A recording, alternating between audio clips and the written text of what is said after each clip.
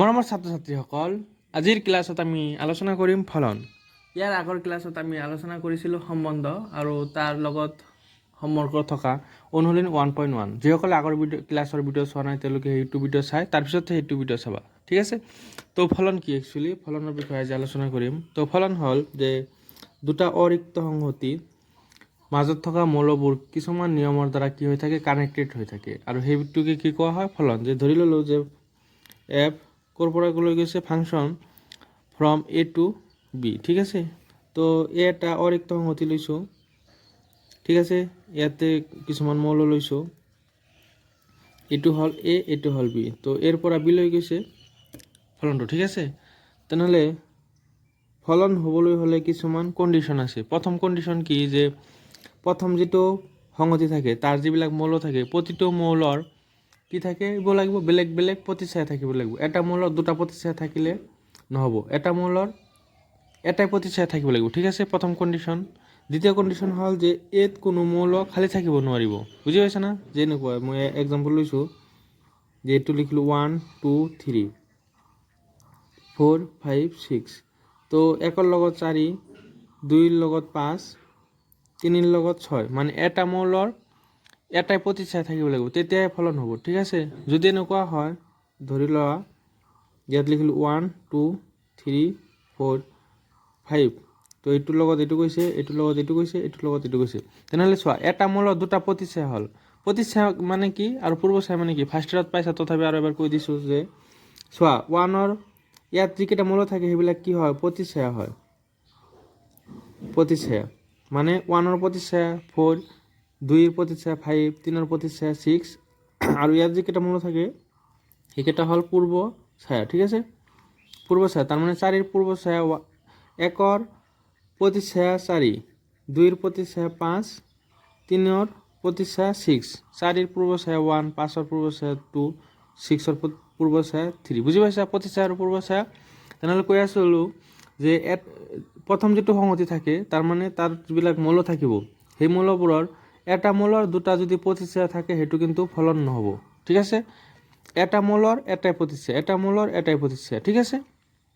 এটা মৌলৰ যদি দুটা প্ৰতিচ্ছায়া থাকে সেইটো ফলন নহয়। আৰু প্ৰথম যিটো সংহতি থাকিব তাত কোনো মৌল খালী থাকিব নোৱাৰিব, তাৰমানে এ বি চি 1 2, ইয়াত যদি মৌল খালী থাকে সেইটো কিন্তু ফলন নহয়, ঠিক আছে। ইয়াৰ প্ৰতিটো মৌলৰ কি থাকিব লাগিব, প্ৰতিচ্ছায়া থাকিব লাগিব, তেতিয়াই ফলন হ'ব, ঠিক আছে।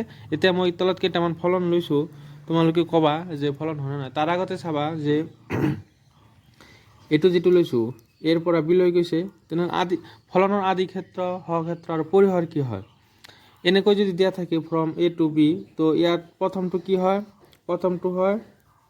প্ৰথমটো কি হ'ব, আদি ক্ষেত্ৰ, ঠিক আছে।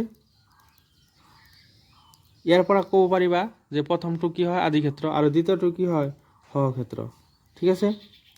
তো ইয়াৰ পৰা ক'ব পাৰিলা। কিন্তু এনেকৈ যদি দিয়া থাকে এইটো ক্ষেত্ৰত কোনটো আদি ক্ষেত্ৰ আৰু কোনটো পৰিসৰ সহক্ষেত্ৰ হ'ব, আৰু পৰিসৰ কি হ'ব চাবা। তেনেহ'লে ইয়াৰ প্ৰথম সংহতিত যিকেইটা মৌল থাকে সেইকেইটা কি ক'ব, আদি ক্ষেত্ৰ হ'ব, ঠিক আছে। আদি ক্ষেত্ৰ তেনেহ'লে কি হ'ব, 1 2 3, ঠিক আছে। সহক্ষেত্ৰ কি হ'ব, সহক্ষেত্ৰ হ'ব দ্বিতীয় সংহতিৰ মৌলকেইটা 4 5 6, ঠিক আছে। আৰু পৰিসৰ মানে হ'ল যে যিকেইটা মৌলৰ পূৰ্ব ছায়া থাকে, বি সংহতিৰ যিকেইটা মৌলৰ পূৰ্ব ছায়া থাকিব সেইকেইটা মৌলক কি ক'ব, পৰিসৰ। তেনেহ'লে 4 5 6, কাৰণ ইয়াত গোটেইকেইটা মৌলৰ কি আছে, পূৰ্ব ছায়া আছে। বুজি পাইছা? আদি ক্ষেত্ৰ, সহক্ষেত্ৰ আৰু পৰিসৰ। এতিয়া ক'বা যে কোনকেইটা ফলন হ'ব, কোনকেইটা নহয়।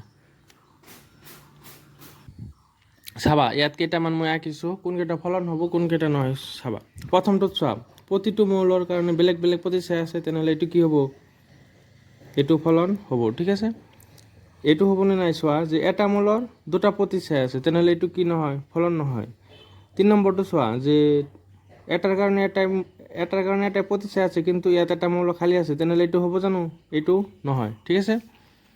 এতিয়া চোৱা, এইটোৰ কাৰণে চোৱা, যে এটা মৌলৰ এইটোৰ প্ৰতিচ্ছায়া এইটোৰ প্ৰতিচ্ছায়া এইটো, দুটা মৌলৰ প্ৰতিচ্ছায়া এটা হ'ব পাৰিব, কিন্তু এটা মৌলৰ দুটা প্ৰতিচ্ছায়া হ'ব নোৱাৰিব, ঠিক আছে।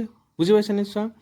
ইয়াত চোৱা এটা মৌলৰ দুটা প্ৰতিচ্ছায়া থাকিব নোৱাৰিব, কিন্তু দুটা মৌলৰ এটা প্ৰতিচ্ছায়া থাকিব পাৰিব। বুজি পাইছা? তেনেহ'লে এইটো কি হ'ব? এইটো ফলন হ'ব। আৰু বিধ মৌলবোৰ খালী থাকিব পাৰিব, ইয়াত কিন্তু খালী থাকিব নোৱাৰিব, বিধ থাকিব পাৰিব। আৰু দুটা মৌলৰ এটা প্ৰতিচ্ছায়া থাকিব পাৰিব। এইটো কি হ'ব? এটাৰ কাৰণে এটা, এটাৰ কাৰণে এটা, এটাৰ কাৰণে এটা, আৰু ইয়াত খালী নাই, বিধ খালী আছে, তথাপি কি হ'ব? বিধ খালী থাকিলেও ফলন হ'ব। ইয়াত চোৱা, এইটোৰ কাৰণে এইটো, এইটোৰ কাৰণে এইটো, এটাৰ কিন্তু দুটা প্ৰতিচ্ছায়া নাই, দুটা বা তিনিটাৰ থাকিব পাৰিব, তিনিটাৰ এটা প্ৰতিচ্ছায়া থাকিব পাৰিব, কিন্তু এটাৰ দুটা প্ৰতিচ্ছায়া থাকিব নোৱাৰিব। বুজি পাইছা? তেনেহ'লে এইটো কি হ'ব? এইটো কি হ'ব? ফলন হ'ব।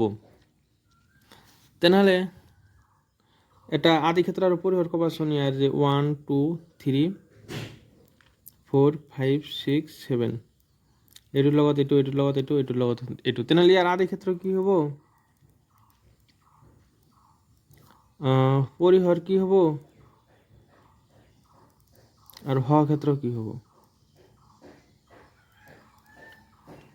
তেনেহ'লে ইয়াৰ আদি ক্ষেত্ৰ কি হ'ব? প্ৰথম যিটো ছেট থাকে, ধৰা এইটো এ, এইটো বি, এৰ পৰা বিলৈ গৈছে ফাংচনটো, তেনেহ'লে প্ৰথম যিটো ছেট থাকে তাৰ মৌলবোৰ কি হয়? আদি ক্ষেত্ৰ, যে 1 2 3। পৰিসৰ মানে যিকেইটাৰ মানে পূৰ্বছায়া থাকে, তেনেহ'লে এইটোৰ পূৰ্বছায়া আছে, এইটোৰ পূৰ্বছায়া 2, এইটোৰ 3, 7ৰতো পূৰ্বছায়া নাই, তেনেহ'লে পৰিসৰ কি হ'ব? 4 5 6, 4 5 6, ঠিক আছে?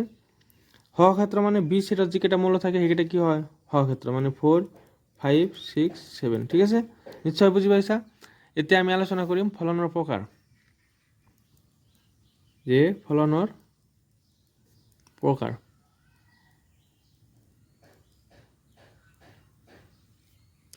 তো ফলনৰ প্ৰকাৰ প্ৰথম হ'ল একৈকী ফলন।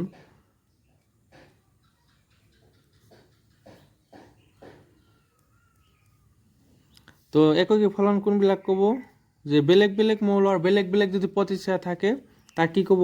একৈকী ফলন। যেনেকৈ ধৰা ইয়াত এ বি চি 1 2 3, এটা মৌলৰ এটা মানে বেলেগ বেলেগ মৌলৰ বেলেগ বেলেগ প্ৰতিচ্ছায়া, দুটা মৌলৰ এটা প্ৰতিচ্ছায়া নহয়, এটা মৌলৰ এটাই প্ৰতিচ্ছায়া, ঠিক আছে? এইটো এটা মৌলৰ এটাই প্ৰতিচ্ছায়া যদি হয় তাক কি ক'ব? একৈকী ফলন, ঠিক আছে? তাৰপিছত বহু এক ফলন কাক ক'ব? যে যদি দুটা বা ততোধিক মৌলৰ প্ৰতিচ্ছায়া এটাই হয় তাক কি ক'ব? বহু এক ফলন। যে এ বি চি 1 2, তো এইটোৰ প্ৰতিচ্ছায়া এইটো, এইটোৰ প্ৰতিচ্ছায়া এইটো, এইটোৰ প্ৰতিচ্ছায়া এইটো, এৰ পৰা বিলৈ গৈছে, ঠিক আছে? মানে দুটা মৌলৰ এটা প্ৰতিচ্ছায়া বা দুটা বা তাতকৈ যদি বেছি, ইয়াতে আৰু এটা এক্সাম্পল লৈছোঁ, যে এ বি চি, ইয়াতো মান লৈছোঁ। চোৱা, বহুতকেইটা মৌলৰ প্ৰতিচ্ছায়া যদি এটাই হয় তাক কি ক'ব? বহু এক ফলন। মানে বহুতকেইটা মৌলৰ প্ৰতিচ্ছায়া এটাই, ঠিক আছে? ইয়াতে দুটা মৌলৰ প্ৰতিচ্ছায়া এটা, ইয়াতে তিনিটা মৌলৰ প্ৰতিচ্ছায়া এটা, তাৰমানে বহুতকেইটা মৌলৰ প্ৰতিচ্ছায়া যদি এটাই হয় সেইবিলাক ফলনক কি ক'ব? বহু এক ফলন, ঠিক আছে? তাৰপিছত হ'ল আচ্ছাদক ফলন। 3 নম্বৰ হ'ল আচ্ছাদক ফলন। এতিয়া আচ্ছাদক ফলন কাক ক'ব? যে দুটা অৰিক্ত সংহতি লৈছোঁ মই, এ বি, তো ইয়াত মৌল লৈছোঁ এ বি চি 1 2 3। তো আচ্ছাদক ফলন সেইটো ফলনকে ক'ব যিটো ফলনৰ বি যিটো সংহতি থাকিব, বিৰ গোটেইকেইটা মৌলৰ পূৰ্বছায়া থাকিব লাগিব, তেতিয়াহে তাক আচ্ছাদক ফলন ক'ব। তাৰমানে পৰিসৰ আৰু আদি ক্ষেত্ৰ যদি সমান হয়, ঠিক আছে? পৰিসৰ আৰু আদি ক্ষেত্ৰ যদি সমান হয় তাক কি ক'ব? আচ্ছাদক ফলন। এতিয়া এইটো আচ্ছাদক ফলন হ'বনে নাই ক'বচোন? যে 1 2 3 4 5 6 7, এইটো আচ্ছাদক ফলন হ'ব? এইটো আচ্ছাদক ফলন নহয়, কাৰণ 7ৰ পূৰ্বছায়া নাই। এইটো হ'ল এ ছেট, এইটো হ'ল বি, এর পৰা বিলৈ গৈছে, বিৰ যিকেইটা মৌল আছে গোটেইকেইটাৰ পূৰ্বছায়া যদি থাকে তেতিয়াহে আচ্ছাদক ফলন হ'ব। কিন্তু ইয়াত 7ৰতো পূৰ্বছায়া ইয়াত নাই, হয়নে নহয়? সেইকাৰণে এইটো কি নহয়? আচ্ছাদক হয়। এইটোৰ নিচিনাকৈ গোটেইকেইটা মৌলৰ পূৰ্বছায়া থাকিলেহে আচ্ছাদক ফলন হ'ব, ঠিক আছে? এতিয়া এক্সাম্পল কৰিম, যে যদি ফাংচন দিয়া থাকে সেইবিলাক একৈকী আচ্ছাদক হয় নে নহয়, কেনেকৈ আমি চেক কৰোঁ সেইবিলাক চাম, ঠিক আছে? উদাহৰণ 8টো কৰিম এতিয়া, চাবা। তো এক্সাম্পল 8ত এইটো ফাংচনটো আদি ক্ষেত্ৰ কি দিয়া আছে? স্বাভাৱিক সংখ্যা, হ ক্ষেত্ৰও স্বাভাৱিক সংখ্যা দিয়া আছে, হয় নে নহয়? প্ৰথমটো কি হয়? আদি ক্ষেত্ৰ, এইটো কি হয়? হ ক্ষেত্ৰ। আদি ক্ষেত্ৰ স্বাভাৱিক সংখ্যা দিয়া আছে, হর ক্ষেত্র স্বাভাবিক সংখ্যা দিয়ে আছে আর ফাংশনটি কি আছে f(x) = 2x দেখাবো লাগে একই হয় আসাদক নয়। তো একইর কারণে প্রথমত আমি কি সাম ইয়াতে এনেকে চিত্র আঁকি সাম যে একই হয় না নাই, ঠিক আছে। তো আদি ক্ষেত্র আমার কি লব দিচ্ছে স্বাভাবিক সংখ্যা আর পরিহরক হর ক্ষেত্রেও কি আছে স্বাভাবিক সংখ্যা। তো এত কোন বড় সংখ্যা বহিব স্বাভাবিক সংখ্যা বহিব, হয় না নয়। এতে f(x) কি দিয়ে আছে আমার 2x দিয়ে আছে। এতে xর ঠাইত আদি ক্ষেত্র পৰা মানবোৰ বহাই চাম যে বেলেগ বেলেগ মৌলৰ বেলেগ বেলেগ প্ৰতিচ্ছায়া পাওনে নাই। তো f(1) কিমান হ'ব 2 × 1 2, f(2) কিমান হ'ব 2 × 2 4, মানে 1ৰ কাৰণে আমি কি পালোঁ 2, 2ৰ কাৰণে আমি কিমান পালোঁ 4। তেনেহ'লে 3 বহালে 6 পাম, 4 বহালে 8 পাম, হয় না নহয়। তাৰ মানে কি পালোঁ বেলেগ বেলেগ মৌলৰ বেলেগ বেলেগ প্ৰতিচ্ছায়া পালোঁ। তাৰ মানে কি হ'ব এককী মানে কি বেলেগ বেলেগ মৌলৰ বেলেগ বেলেগ যদি প্ৰতিচ্ছায়া থাকে সেইটো কি হয় এককী। এতিয়া এইটো বুজাৰ কাৰণে এইখিনি আমি কৰিলোঁ। এতিয়া কেনেকৈ লিখিম সেইটো চাবা যে এককী ফলন। এককী ফলনৰ বাবে যে ফাৰ্ষ্টত আমি ধৰি ল'ম late x1, x2 belongs to n আদি ক্ষেত্ৰ, ঠিক আছে। এইটো হ'ল আদি ক্ষেত্ৰ। আদি ক্ষেত্ৰৰ পৰা যিকোনো দুটা আৰবিটাৰী মৌল x1 x2 ধৰি ল'লোঁ, যিকোনো দুটা মৌল, ঠিক আছে। ক'ৰ পৰা ধৰি লৈছোঁ এককীৰ বাবে সদায় তুমি আদি ক্ষেত্ৰ যিটো থাকে তাৰ পৰা ধৰিব লাগিব, ঠিক আছে। x1 আৰু x2 আদি ক্ষেত্ৰৰ পৰা ধৰি ল'লোঁ। এতিয়া আৰু এটা কথা ইয়াত ৰৈ গ'ল চাবা যে এইটো হ'ল x, প্ৰথম যিটো সংগতি থাকে সেইটো কি কোৱা হয় x, আৰু ইয়াত যিবিলাক থাকে সেইটো হ'ল f(x), আৰু f(x)ক কি কোৱা হয় y কোৱা হয়। f(x) মানে xৰ প্ৰতিচ্ছায়াক আমি কেনেকৈ বুজাওঁ f(x), ইয়াত 1 আছে তেনেহ'লে 1ৰ যদি আমি প্ৰতিচ্ছায়া বুজাব লাগে তেনেহ'লে আমি কি লিখিম f(1) মানে কিমান আছে 4, ঠিক আছে। f(x) মানে হ'ল প্ৰতিচ্ছায়া বুজায়। f(x) মানে কাৰ প্ৰতিচ্ছায়া বুজাইছে xৰ প্ৰতিচ্ছায়াক বুজাইছে f(x) দি, ঠিক আছে। xৰ প্ৰতিচ্ছায়াক আমি কেনেকৈ লিখিম f(x), আৰু f(x)ক y কোৱা হয়, ঠিক আছে। তেনেহ'লে ইয়াত চাবা যে such that যে f(x1) = f(x2), ঠিক আছে। তো ইয়াত চোৱা আমি ধৰি লৈছিলোঁ মৌল x1 আৰু x2 আদি ক্ষেত্ৰৰ পৰা, আৰু এই মৌল দুটাৰ x1ৰ প্ৰতিচ্ছায়া হ'ল f(x1), x2ৰ প্ৰতিচ্ছায়া হ'ল f(x2). প্ৰতিচ্ছায়া দুটা আমি সমান বুলি ধৰি লৈ শেষত যদি মৌল দুটাও সমান দেখাব পাৰোঁ তাৰমানে কি হ'ব এককী হ'ব, ঠিক আছে। তেনেহ'লে চোৱা ইয়াত আছিল f(x) মানে কি আছে 2x, আমি xৰ ঠাইত কি লিখিছোঁ x1, তেনেহ'লে ইয়াত কি হ'ব 2x1 = ইয়াত কি লিখিছোঁ x2, তেনেহ'লে ইয়াত কি হ'ব 2x2, তেনেহ'লে 2 কেঞ্চেল, কি থাকিব x1 = x2। তো প্ৰতিচ্ছায়া সমান বুলি ধৰি আমি যদি মৌল দুটাও সমান দেখাব পাৰোঁ তেতিয়াহ'লে কি হ'ব এককী হ'ব, ঠিক আছে। প্ৰথম ষ্টেপ হ'ল যে আদি ক্ষেত্ৰৰ পৰা যিকোনো দুটা মৌল ধৰি ল'ম, ধৰি লৈ মৌল দুটাৰ প্ৰতিচ্ছায়া সমান বুলি ধৰি ল'ম, ঠিক আছে। ধৰি লৈ যদি শেষত মৌল দুটা সমান দেখাব পাৰোঁ তেনেহ'লে কি হ'ব এককী হ'ব, আৰু যদি মৌল দুটা সমান নহয় এককী নহয়, ঠিক আছে। তেনেহ'লে আমি ইয়াত লিখিব পাৰিম যে গতিকে এককী হ'ব, এককী হ'ব, ঠিক আছে। এতিয়া আচ্ছাদকৰ বাবে আমি চেক কৰিম। আচ্ছাদকৰ বাবে কেনেকৈ কৰিবা চাবা। এককীৰ কাৰণে আমি মৌলটো ক'ৰ পৰা ধৰি লৈছিলোঁ আদি ক্ষেত্ৰৰ পৰা, কিন্তু আচ্ছাদকৰ বাবে আমি মৌলটো ধৰি ল'ম যে y belongs to n আদি হৰ ক্ষেত্ৰ। ইয়াতে আমাৰ হৰ ক্ষেত্ৰ কি দিয়া আছিল n, গতিকে n হৰ ক্ষেত্ৰ লিখিম, ঠিক আছে। যিকোনো এটা মৌল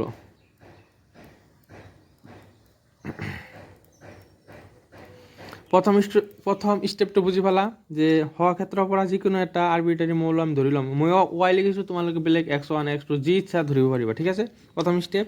ছেকেণ্ড ষ্টেপ হ'ল ইয়াতে যিটো f(x) থাকে ইয়াক আমি y লিখিম, ঠিক আছে। y = 2x, তো f(x)ৰ ঠাইত আমি কি লিখিম y, তেনেহ'লে y = কি হ'ব 2x। তো ছেকেণ্ড ষ্টেপ হ'ল। থাৰ্ড ষ্টেপ তুমি x2 বেলেগকৈ লিখিব লাগিব, x2 বেলেগকৈ বাকী যিমানবোৰ থাকে আনফালে লৈ যাবা। তেনেহ'লে x যদি আমি লিখোঁ x = কি হ'ব 2টো পুৰণা চিপালে আহিলে হৰণ হ'ব, মানে y/2 হ'ব, হয়নে নহয়। x2 বেলেগ কৰিব লাগিব, ঠিক আছে, ছেপাৰেট কৰি। এক্সৰ টাৰ্মছত লিখিব লাগিব। এইটো কি আছিল ৱাই টাৰ্মছত আছিল, তো আমি এক্সৰ টাৰ্মছত লিখিম, ঠিক আছে। তো এক্স ইকুৱেল টু লিখিব লাগিব, থাৰ্ড ষ্টেপ। এতিয়া আমি ইয়াত চিত্ৰ আঁকি চাম। আমাৰ আদি ক্ষেত্ৰত দিয়া আছিল স্বাভাৱিক সংখ্যা, সহক্ষেত্ৰ আছিল কি স্বাভাৱিক সংখ্যা। তো ইয়াত লিখিম 1 2 3 4, 1 2 3 4 এনেকৈ যাই থাকিব, হয়নে নহয়। তেনেহ'লে আমি এক্স মানে কি পাইছোঁ, এক্স ইকুৱেল টু ৱাই বাই 2। এইটো কিহৰ মান থাকে, এইটো আসলে এক্সৰ মান থাকে আৰু এইটো ৱাইৰ মান থাকে, হয়নে নহয়। আগত যে ক'লোঁ প্ৰথম যিটো ছেট সেইটো হ'ল এক্সৰ মান, দ্বিতীয় যিটো ছেট সেইটো হ'ল ৱাইৰ মান। তো ইয়াৰ পৰা ৱাইত মানবোৰ ইয়াত বহাই চাম যে এক্স ইয়াত পাওঁনে নাই। তো প্ৰথমত যদি আমি 1 বহাওঁ তেনেহ'লে কি পাম, 1/2, 2 বহালে 2/2, হয়নে নহয়, 3 বহালে 3/2।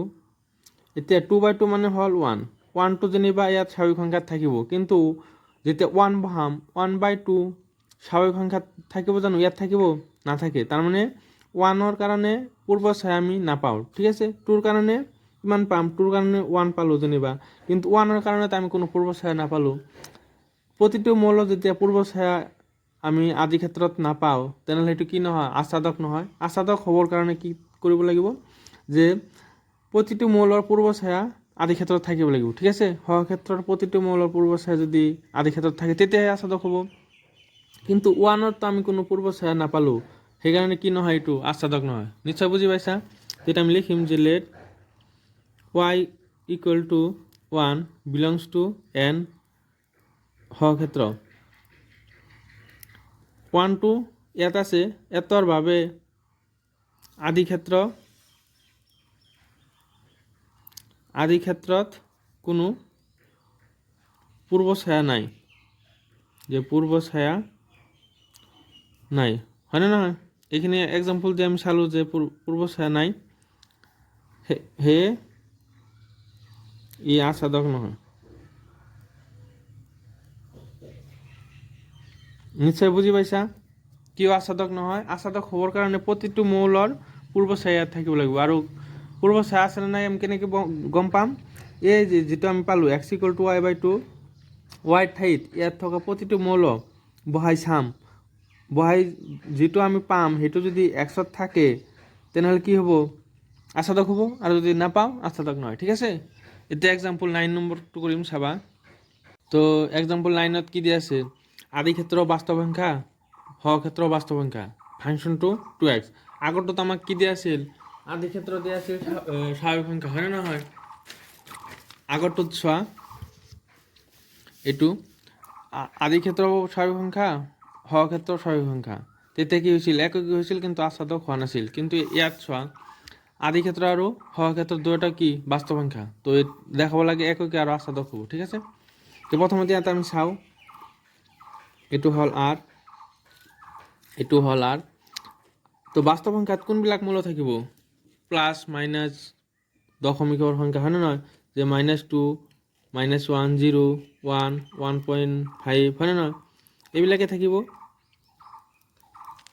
ধনাত্মক ঋণাত্মক 0 দশমিক যিবিলাক আছে গোটেইকেইটা থাকিব।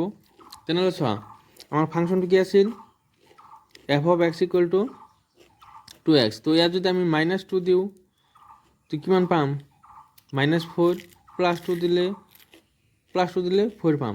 তাৰমানে বেলেগ বেলেগ মৌলৰ বেলেগ বেলেগ প্ৰতিচ্ছায়া পাম, হয়নে নহয়। তাৰমানে কি হ'ব, এককী হ'ব। এতিয়া কেনেকৈ লিখিব লাগে চাবা। তো এককী চাবা,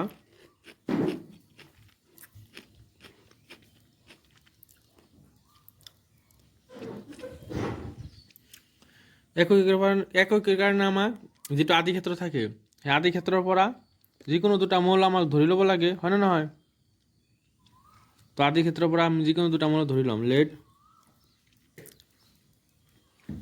x2 বিলংছ টু r, ইংলিছত লিখিলোঁ ডোমেইন, ডি মানে হ'ল আদি ক্ষেত্ৰ, ঠিক আছে। ডোমেইন যিকোনো দুটা মৌল, ঠিক আছে। ইয়াৰ পিছত কি কৰিব লাগে, যে মৌল দুটাৰ যি প্ৰতিচ্ছায়া সমান বুলি লিখিব লাগে, ঠিক আছে। চাৰ্চ ডেট যে এফ অফ x1 মানে x1ৰ যিটো প্ৰতিচ্ছায়া আৰু x2ৰ যিটো প্ৰতিচ্ছায়া সমান বুলি ধৰি ল'লোঁ, ঠিক আছে। এতিয়া আমাক এক্সৰ ঠাইত x1 লিখিছোঁ, তো ইয়াত কি লিখিব লাগিব, 2x1 আৰু কি হ'ব 2x2, 2 কেঞ্চেল, তেনেহ'লে কি হ'ল x1 ইকুৱেল টু x2। তাৰমানে কি হ'ব, এককী হ'ব, এককী হ'ব এতিয়া আস্বাদকৰ কাৰণে চাবা আস্বাদকৰ বাবে ফাৰ্ষ্ট ষ্টেপ কি আছিল যে এফ অফ ৱাই ধৰি ল'ব লাগিব ৱাইটো ক'ৰ পৰা ধৰি ল'ম ৱাই বিলংছ টু আৰ সহক্ষেত্ৰৰ পৰা হয়নে নহয় সহক্ষেত্ৰ যিকোনো এটা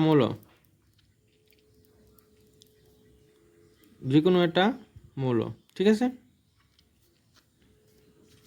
যিকোনো এটা মৌল তাৰপিছৰ ষ্টেপ আছিল যিটো আমাৰ এফ অফ এক্স তাক ৱাই বুলি ধৰিম ঠিক আছে তেনেহ'লে ৱাই ইকুৱেল টু কি হ'ব 2x তো ৱাই ইকুৱেল টু 2x হ'ল তাৰপিছত এক্স ইকুৱেল টু লিখিব লাগে ঠিক আছে তো এক্স ইকুৱেল টু কি হ'ব ৱাই বাই 2 এতিয়া চিত্ৰ কি চাম যে গোটেইকেইটা মৌলৰ পূৰ্ব চাই আমি পাওঁনে নাই আদি ক্ষেত্ৰত এইটো হ'ল আৰ এইটো হ'ল আৰ তো -2 -1 0 1 2 2.5 -2 -1 0 1 1.5 হয় নহয় তো আমি এক্স ইকুৱেল টু কি পালোঁ ৱাই বাই 2 তো ইয়াত ৱাই ঠাইত আমি ইয়াৰ পৰা যিকোনো মৌল ল'ম যে আমি লৈছোঁ যে -1 তেনেহ'লে কি হ'ব -1/2 -1/2 বাস্তৱ সংখ্যা হয় না নাই হয় ইয়াত পাম নিশ্চয় যদি ইয়াত 1.5 লিখোঁ 1.5 ল'লোঁ 1.5/2 তাৰমানে কি হ'ব 15/20 তো এইটো কি হ'ব বাস্তৱ সংখ্যা তাৰমানে কি ইয়াত যিকেইটা মৌল আছে গোটেইকেইটা মৌলৰ আমি কি পাম পূৰ্বচায়া পাম তাৰমানে কি হ'ব আচ্ছাদক হ'ব ঠিক আছে তো এনেকৈ কৰিব লাগিব তো ইয়াত লিখিবা যে সহক্ষেত্ৰ যে ৱাই বিলংছ টু আৰ সহক্ষেত্ৰৰ সকলো মৌলৰ বাবে সকলো মৌলৰ পূৰ্বচায়া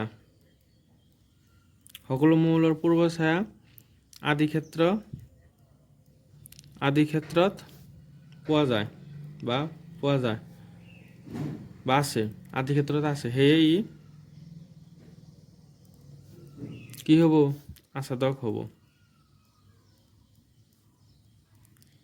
ঠিক আছে বুজি পালা তো এতিয়া নেক্সট চাবা তো এক্সাম্পল 11ত ক'ৰ পৰা ক'লৈ গৈছে বাস্তৱৰ পৰা বাস্তৱলৈ গৈছে আৰু ফাংচনটো দিয়া আছে এক্স স্কোৱাৰ একৈকী নহয় আচ্ছাদক নহয় ফাৰ্ষ্টত আমি একৈকীৰ কাৰণে চাবা একৈকী ফলনৰ বাবে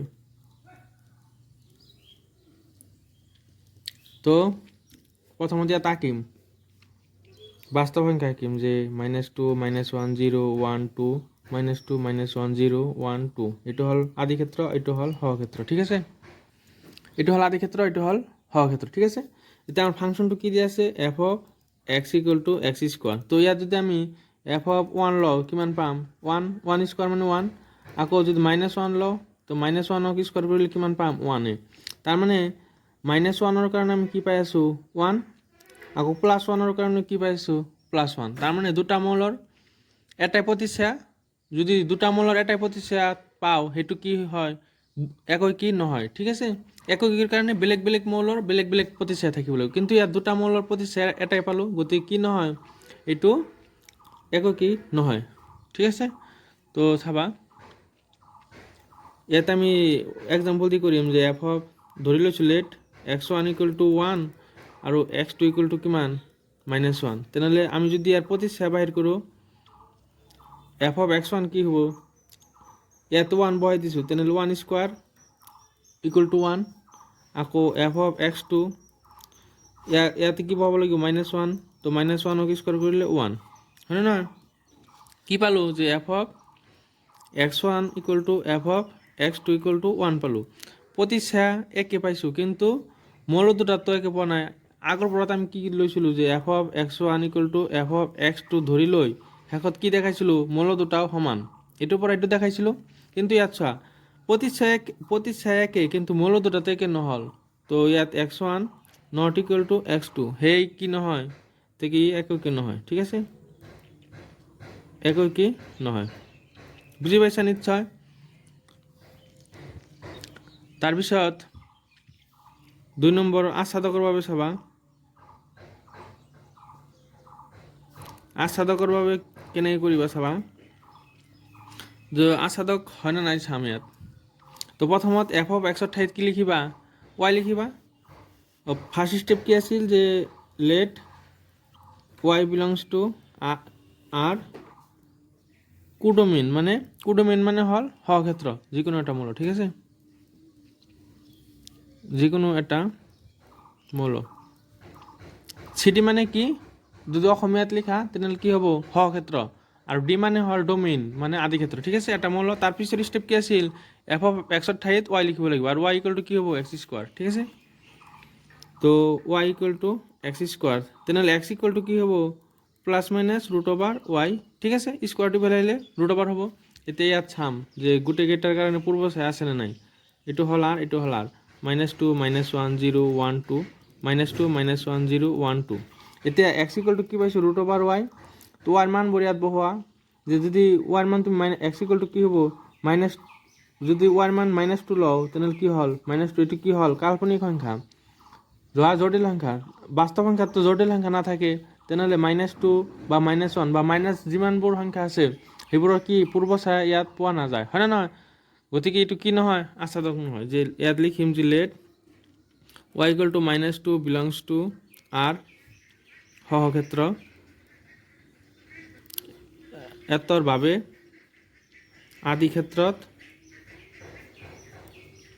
আদিক্ষেত্ৰত কোনো পূৰ্ব ছায়া নাই, গতিকে ই আচ্ছাদক ফলন নহয়, বুজি পাইছা। যদি কিবা ডাউট থাকে কমেণ্টত জনাবা, ঠিক আছে। আৰু ভিডিঅ' যদি ভাল লাগে নিজৰ বন্ধুবোৰৰ লগত শ্বেয়াৰ কৰিবা, আৰু লাইক এটা কিন্তু নিশ্চয় কৰিবা, ঠিক আছে। নেক্সট ক্লাছত আমি অনুশীলনী 1.2 আলোচনা কৰিম, ঠিক আছে। Thank U.